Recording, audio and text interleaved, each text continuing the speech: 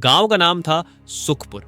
नाम के अनुसार ही वह गांव कभी सच में सुख से भरा हुआ करता था। चारों ओर हरे भरे खेत, सुबह की ठंडी हवा में बहती मिट्टी की खुशबू और शाम को मंदिर की घंटियों के साथ लौटते थके हारे किसान, सब कुछ जीवन से भरा हुआ था। इसी गांव में रहता था हरिदत्त। हरिदत्त कोई बहुत अमीर आदमी नहीं था, लेकिन गरीब भी नहीं था। उसके पास एक छोटी सी दुकान थी। अनाज, तेल, गुड़ और रोजमर्रा की जरूरत का सामान वह बेचता था। लोग उसे जानते थे, उससे बात करते थे, मगर दिल से कोई उस पर भरोसा नहीं करता था, क्योंकि हरिदत्त के चेहरे पर हमेशा एक ही भाव रहता था, कैसे ज्यादा कमाया जाए।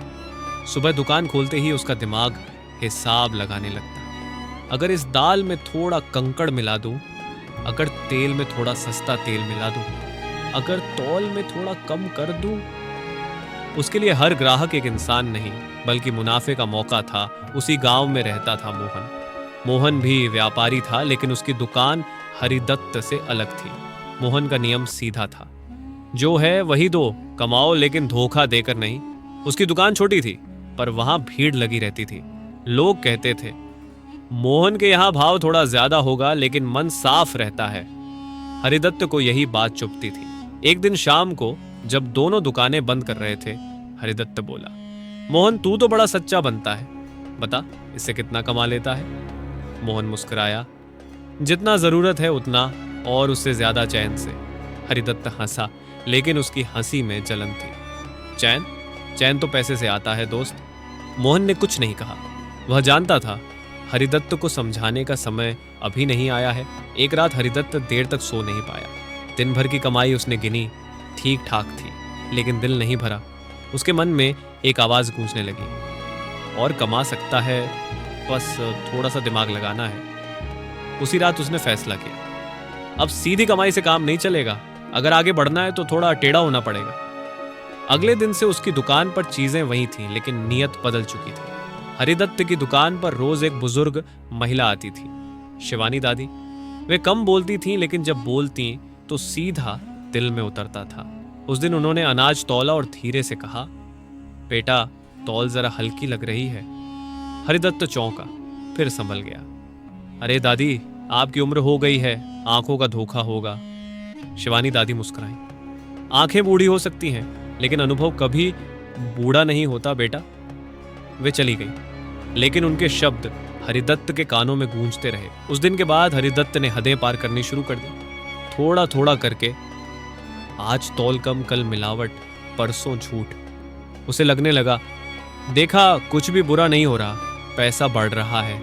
लेकिन वह यह नहीं देख पा रहा था कि उसकी आत्मा धीरे धीरे खाली हो रही थी। सुबह का समय था। सुखपुर गांव धीरे धीरे जाग रहा था। किसान अपने बैलों के साथ खेतों की ओर निकल रहे थे, और दुकानों के सामने लकड़ी के पटरे गिरने की आवाजें आने लगी थी। हरिदत्त की दुकान भी खुल चुकी थी, लेकिन आज उसकी आंखों में अलग चमक थी।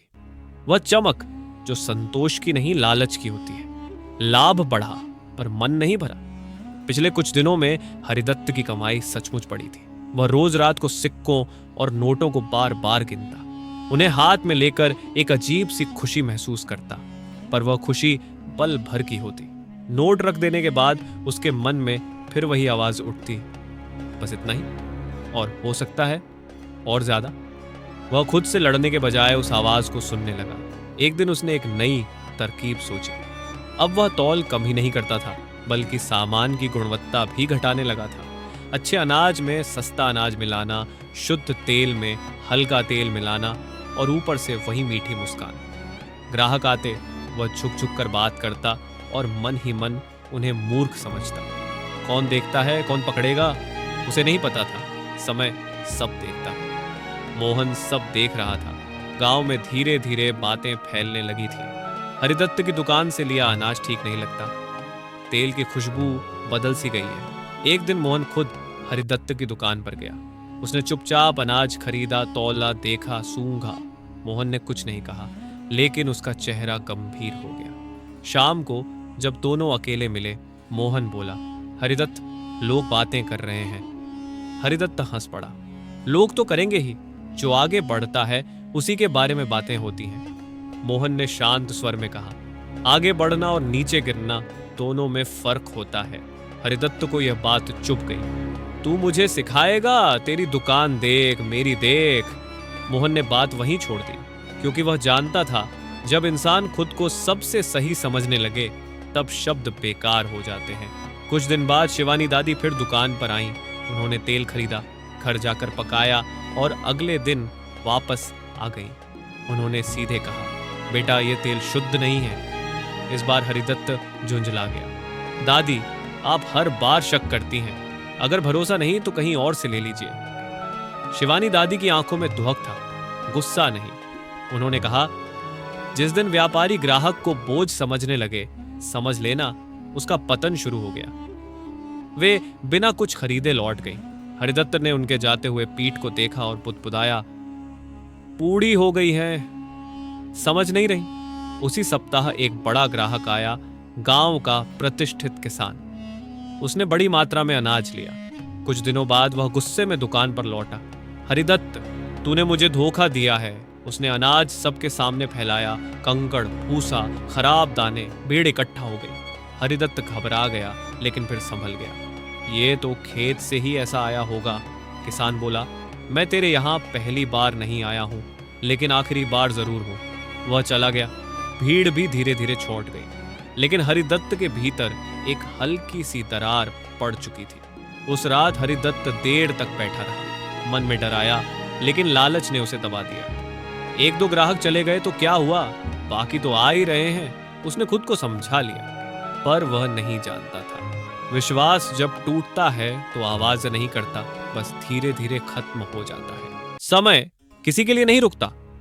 सुखपुर गांव भी अपनी गति से आगे बढ़ रहा था, लेकिन हरिदत्त के जीवन में समय अब उल्टी दिशा में चलने लगा था। पहले हरिदत्त की दुकान पर सुबह से शाम तक आवाजें गूंजती थीं, खरीद बिक्री, हंसी, मोल भाव। अब दुकान खुलती थी, लेकिन कई बार दोपहर तक कोई ग्राहक नहीं आता था। हरिदत्त पटरे के पीछे बैठा रास्ते की ओर देखता रहता। कोई निकल जाता दूसरी दुकान की तरफ। वह जानता था लोग अब मोहन की दुकान चुन रहे हैं। पैसा अभी भी था, घर में कमी नहीं थी, लेकिन हरिदत्त को नींद नहीं आती थी। रात को वह करवटें बदलता। कभी सपने में ग्राहकों की भीड़ उसे घेर लेती, कभी शिवानी दादी की आवाज गूंजती। अनुभव कभी बूढ़ा नहीं होता। वह पसीने में जाग जाता, फिर खुद को समझाता, डर क्यों रहा हूं, मैंने कुछ गलत नहीं किया। पर दिल जानता था गलत किया है। एक शाम मोहन खुद हरिदत्त के घर पहुंचा। यह पहली बार था। हरिदत्त चौंका। मोहन बोला, दोस्त समझ कर आया हूं। दोनों चुपचाप बैठ गए। कुछ देर बाद मोहन ने कहा, अब भी समय है। हरिदत्त झुंझला उठा। क्या समय? उपदेश देने आया है। मोहन शांत रहा। लाभ कमाने में बुराई नहीं, लेकिन विश्वास बेचने की कीमत बहुत भारी होती है। हरिदत्त चिल्ला पड़ा, बस कर, मेरी जिंदगी है, मैं जानूं। मोहन उठ खड़ा हुआ, दरवाजे पर रुककर बोला, मैंने कहा था अब समय बोलेगा, और चला गया। कुछ ही दिनों बाद वह घटना घटी जिसने सब कुछ बदल दिया। गांव में त्योहार की तैयारी थी। हरिदत्त ने सोचा, आज तो खूब बिक्री होगी। सुबह से दुकान सजा दी, नई थैलियां, चमकदार तराजू, पर लोग आए ही नहीं। दोपहर तक दुकान सूनी थी। अचानक गांव का मुखिया कुछ लोगों के साथ आया। उसके हाथ में एक थैली थी। उसने थैली खोली, वही मिलावटी अनाज। मुखिया बोला, हरिदत्त, शिकायतें बहुत हो गई हैं। भीड़ इकट्ठा हो गई। हरिदत्त के गले से आवाज नहीं निकली। मुखिया ने कहा, हमने जांच करवाई, सब सही नहीं पाया गया। भीड़ में फुसफुसाहट थी। हरिदत्त की टांगें कांपने लगी। वह बोला, मुझसे गलती हो गई, पर शब्द खोखले थे। मुखिया ने फैसला सुनाया, आज से हरिदत्त की दुकान बंद रहेगी, जब तक गांव चाहे। वह पल हरिदत्त के जीवन का सबसे लंबा पल था। शाम को दुकान बंद थी। हरिदत्त अकेला बैठा था। न पैसा अच्छा लगा, न घर। उसे याद आया मोहन की दुकान, जहां कम था पर सुकून था। उसे याद आई शिवानी दादी की आंखों की उदासी। उसकी आंखों से आंसू बह निकले। मैंने क्या पाया और क्या खो दिया। उस रात हरिदत्त को नींद नहीं आई। पहली बार उसने खुद से झूठ नहीं बोला। मैं लालची बन गया था। उसने फैसला किया, अगर मौका मिला तो सब ठीक करूंगा, लेकिन क्या समय उसे दूसरा मौका देगा। रात बीत चुकी थी। सूरज की पहली किरण हरिदत्त के आंगन में उतरी, लेकिन उसके मन में अब भी अंधेरा था। हरिदत्त सुबह उठा। पहली बार उसे अपनी दुकान जाने की जल्दी नहीं थी। वह खाली हाथ गांव की गलियों में चल पड़ा। हर मोड़ पर उसे अपने ही कर्म दिखाई दे रहे थे। कहीं कोई मुंह फेर लेता, कहीं कोई पहचान कर भी अनजान बन जाता। उसे समझ आ गया, गरीबी सबसे बड़ी सजा नहीं होती, भरोसे का टूटना होती है। वह शिवानी दादी के घर पहुंचा। दादी बाहर चबूतरे पर बैठी थी। हरिदत्त ने पहली बार उनके चरणों में सिर झुका दिया। दादी, मुझसे बहुत बड़ी भूल हो गई। शिवानी दादी ने धीरे से उसके सिर पर हाथ रखा। गलती करना पाप नहीं बेटा, गलती को स्वीकार न करना पाप है। हरिदत्त की आंखें भर आईं। क्या अब सब ठीक हो सकता है? दादी बोली, ठीक वही होता है जिसे इंसान ठीक करने की सच्ची कोशिश करता है। उसी दिन हरिदत्त मोहन की दुकान पहुंचा। मोहन उसे देखकर चौंका, पर कुछ नहीं बोला। हरिदत्त ने कहा, मुझे माफ कर दे, मैंने दोस्ती भी तौल में रख दी थी। मोहन ने कुछ पल देखा, फिर बोला, माफी शब्दों से नहीं, कर्मों से साबित होती है। उसने एक तराजू आगे बढ़ाया। अगर फिर शुरू करना है तो इससे।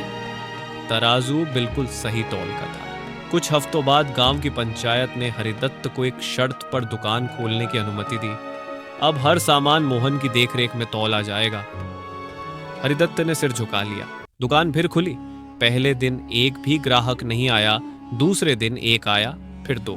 धीरे धीरे लोग लौटने लगे, क्योंकि अब तौल सही थी, नजर साफ थी। हरिदत्त की कमाई पहले से कम थी, लेकिन रात की नींद पहले से गहरी थी। अब वह नोट गिनता नहीं था, दिन गिनता था, ईमानदारी के। शिवानी दादी कभी कभी आती, मुस्कुराकर कहती, अब तौल में नहीं, जीवन में संतुलन है। सुखपुर गांव फिर से सुखी हो गया। हरिदत्त अमीर नहीं बना, लेकिन सम्मानवान बन गया, और यही उसकी सबसे बड़ी कमाई थी। लोभ तुरंत लाभ देता है, लेकिन देर से सजा भी देता है। ईमानदारी कम कमाती है, पर चैन पूरा देती है।